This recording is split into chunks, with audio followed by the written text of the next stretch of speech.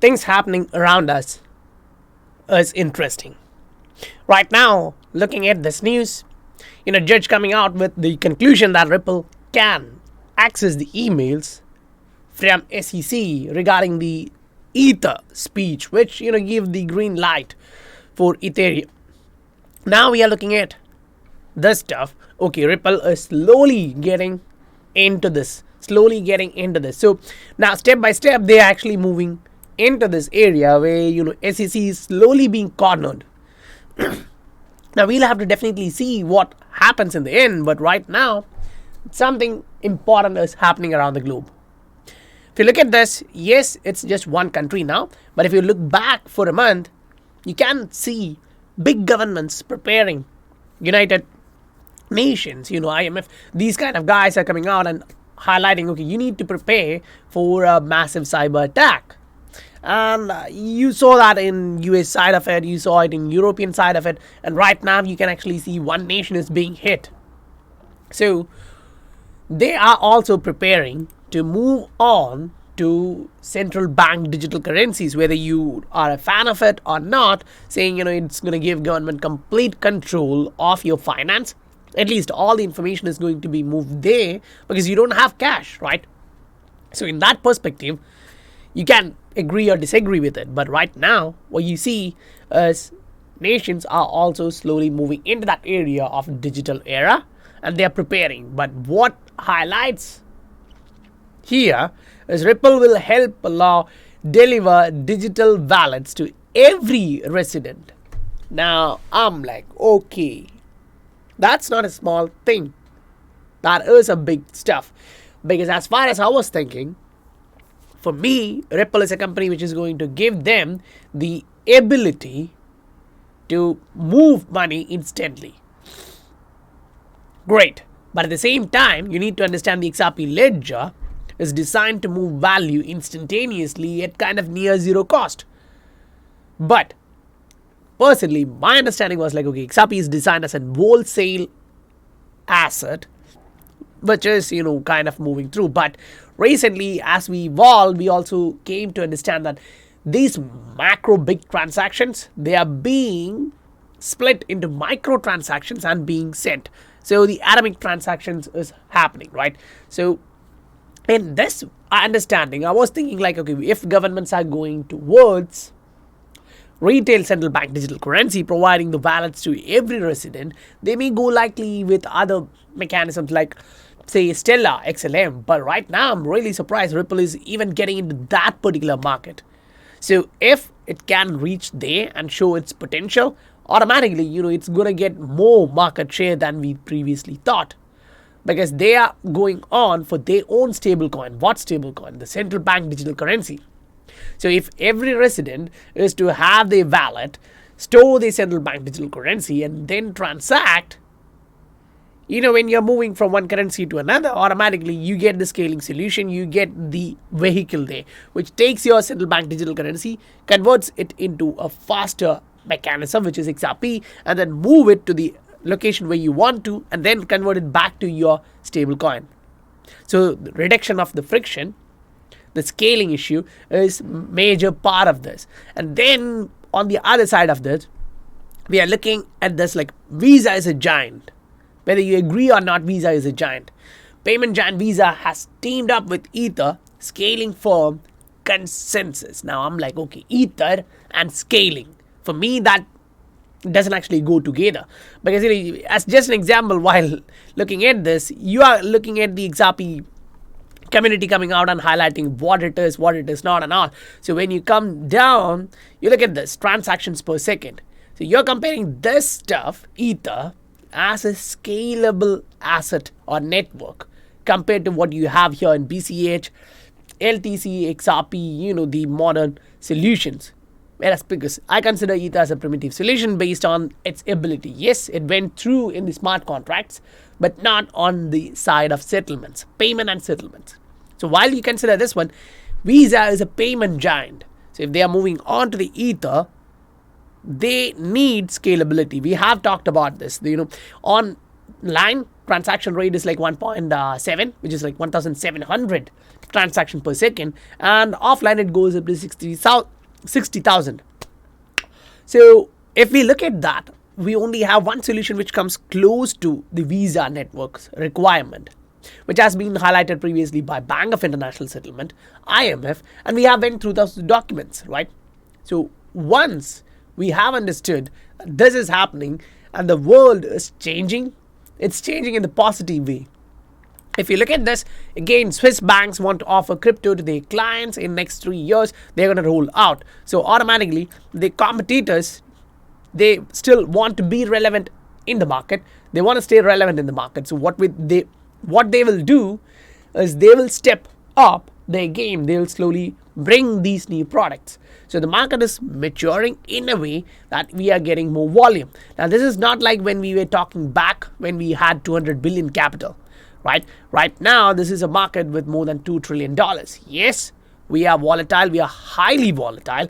And yes, we do see some country coming out and saying, we are going to ban crypto. Now, this is one nation, right? Pakistan.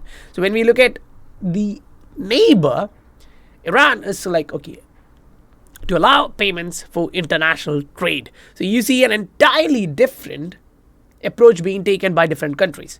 But you also have to understand, say for example, Pakistan is a country which is borrowing from IMF, China and others, and you look at the major part of it, which is the IMF, they highlight this: Bitcoin matured to an integral part of digital asset revolution. So now we get the idea here. Yes, majority are actually going towards this one. Brazilian mayor to reportedly invest 1% of city reserves in Bitcoin, not his reserve, his city reserve. That's bigger than we can imagine, right? Now, even 1% from there, and it's just one side of it, right? Brazil. Now, you look at a lot of countries where you see these people are making money, automatically, all of them are going to get this. Now, 55% of crypto holders in US and UK prefer salary payments in cryptocurrencies. Now, it depends, say, which one you choose. Say, if it's something which has been performing very well and you're at the top, now that doesn't make much of a sense. But yes, you would be looking at a coin which needs to, have that ability. When they put the money, it should come directly to your bank instantaneously. So you may not actually opt for those without the scaling solutions. Along with these news and understanding, we do have to understand the market is at a support and we are bouncing. When we moved, people were asking, okay, where are we going? Are we going all the way back down, or are we going to stand there? So these questions will still remain in the market, and that's why we are going to address those. Right? We talked about the pattern. We are talking about we are going to bounce and then get resisted here. We got resisted. Now, what can we anticipate from this point? Right? So guys, let's dive into those. So welcome to the Scientific Investor channel. And if you are receiving value for your time, please do hit that like and subscribe button. That supports the channel a lot. Now, in this market, you do see a lot of opportunities. See, when you're at the support is the opportunity. You get majority of the buying power here because the price has corrected back down. Now, if it's to bounce from here, you're moving to this one, which is the resistance range. So these are like the common stuff which anyone can understand from the market, right? So now, when you look at Bitcoin on a daily, this is a pattern which you can observe. Now, from this pattern, we have seen each time you come back to the support, you're bouncing, and the resistance, you're getting kicked off. So now, you are in between. You got resisted, but you didn't actually come back all the way down. But looking at the indicators, look at the MACD. It's showing you a positive divergence. That's a bullish divergence. When the price is going down, you can see the price making lower lows, and at the same time, you can see the MACD making higher low. That is a change. So that is what we call divergence. So you get that here, which is bullish. Then you look at the possibility in RSI, which is a breakout coming. Yes, agree on a medium term, but on a shorter time frame, you're kind of having that ability to make a inverse head and shoulder here. So if you get that right, you are going to see a breakout and move to the upside, which can be resisted first around 50,000 because of the moving averages, and then move to 55, then eventually reach 68, 69 as the resistance, right? So that's the part from Bitcoin. Now look at XRP. We talked about this previously. We are going to break down through this, which is our short-term trend. We did.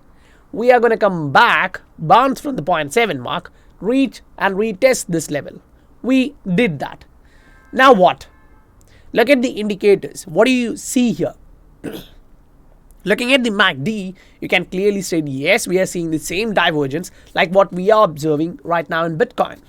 Then you look at the RSI, yes, we are moving up. We do have a possibility here of making an inverse head and shoulder.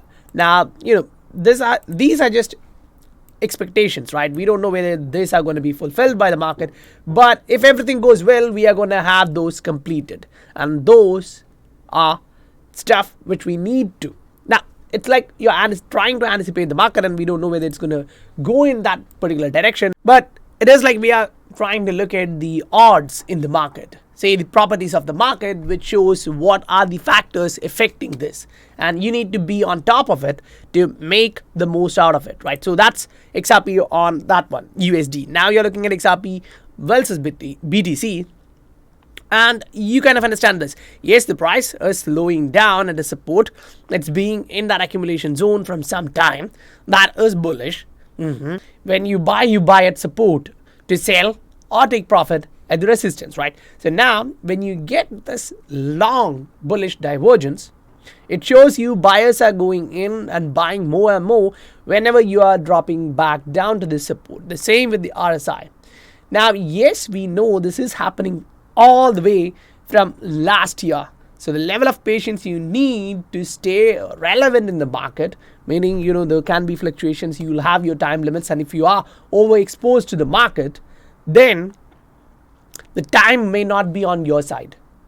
But if time is on your side and then this blasts off, you are prepared to take the profits. Like, we were looking at one of these saying, now early in this month, saying, December 12, okay, fine, we are bouncing from here, we can go all the way up. Then we are following it up, saying, okay, fine, we bounced, now this is our resistance region.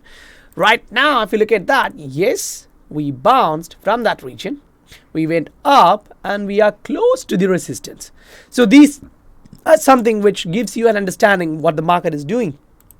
So right now, when you look at, say, Ether against dollar, this is one of the pattern which you can observe. Say, don't be surprised, but we kind of watch Ether moving like this. This is not completely bearish. This is a pattern kind of bullish, but the MACD is kind of not completely bullish here, right? We can observe that MACD has crossed to the downside. It's still moving to the downside.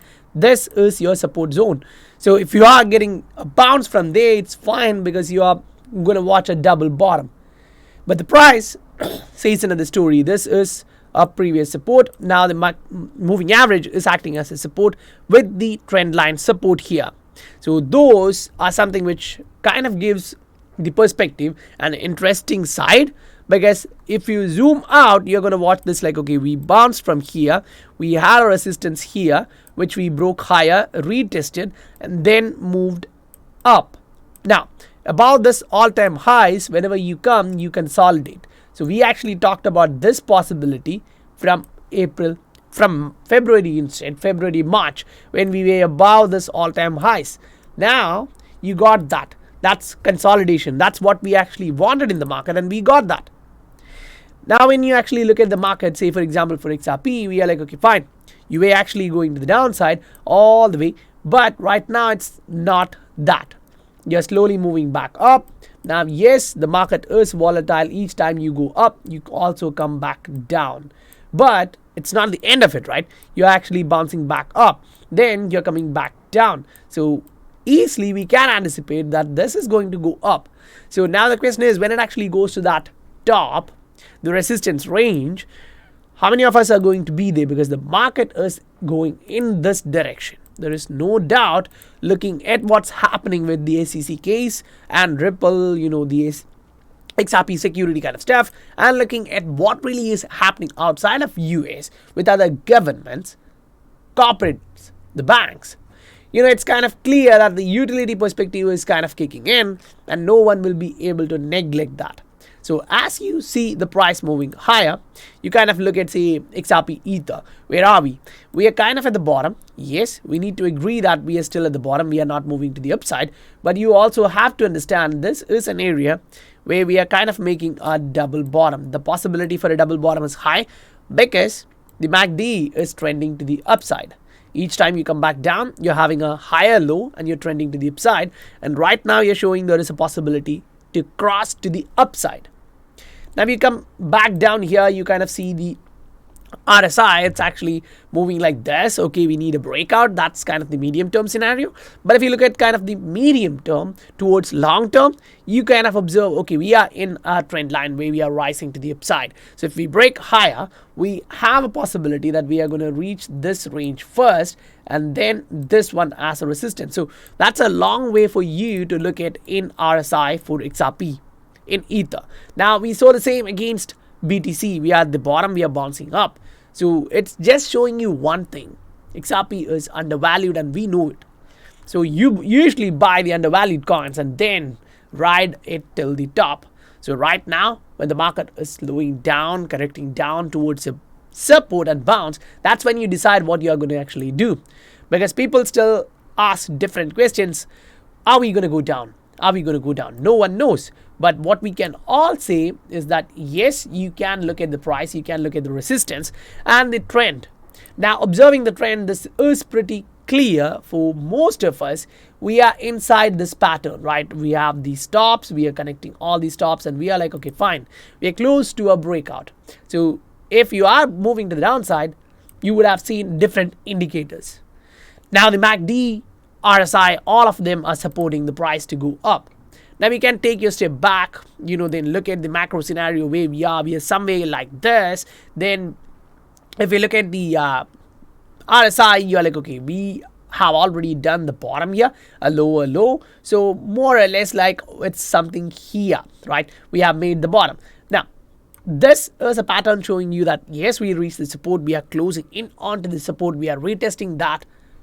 All of them are happening here again and again. So you can still take a step back weekly, monthly, whatever you want, depending upon your horizon. But if you don't have time, that's going to be hard on you. But if you do, then you understand, okay, we are being supported at this particular level. And what you usually anticipate is, say, the market is actually going up, then it come back down, you are consolidating there, and then slowly grinding to the upside. Now, I'm not saying Bitcoin is going to 200,000. Maybe till here is a possibility, say 120. But what we are looking at is the trend in an asset, right? So when you observe an asset, you're trying to look at what it is doing. It went up first, it consolidated, it stayed there similar, it broke higher, then it remained there for some time, it started grinding higher. Now, the same stuff, you came up, you are consolidating here, you are going to stay there for some time and then grind higher. Now, this is for Bitcoin, which kind of show you where the market is going, because the money from institutions are moving more into Bitcoin and Ether, right? So if you are looking for opportunity, you are kind of, okay, this is a huge opportunity whether you agree with it or not. But those who understand the pattern, those who understand the trend, they are kind of, okay, fine, we are going to jump in. Why? Because usually if you rely on the market history, it shows you the possibility of going up in a bounce. Now, this has been said and repeated again and again, but you need to understand, yes, things are not changing. If you have a truth, you don't have to say something else. You are relying on that truth again and again until it changes. And if it's not changing, history more or likely is going to repeat itself. And if that is the case, we are all going to be happy. But reaching that happiness, the brain has two parts, right? We have both sides, and if you are too happy, the brain will try to neutralize it and you may bring sadness. That's nature, it's the cycle. So same here, if you go on, look at any asset, you are not directly going up to the sky like this. The movement would more or less like this. You go up, you correct back down, you go up, you correct back down.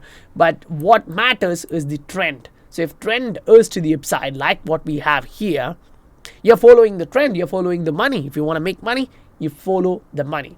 So guys, if you received value for your time, please do hit that like and subscribe button. That supports the channel a lot. And if you want these kind of updates for coins, calls, for trades in this market, you can look at the Patreon. The link is given in the description below, where you get a ton of value. And if you want, now if you don't have patience, if you don't have nerves to come down, buy it here and to take profit when we say at this area, don't jump in, because some of the time it happens in a week like this, but mostly it doesn't.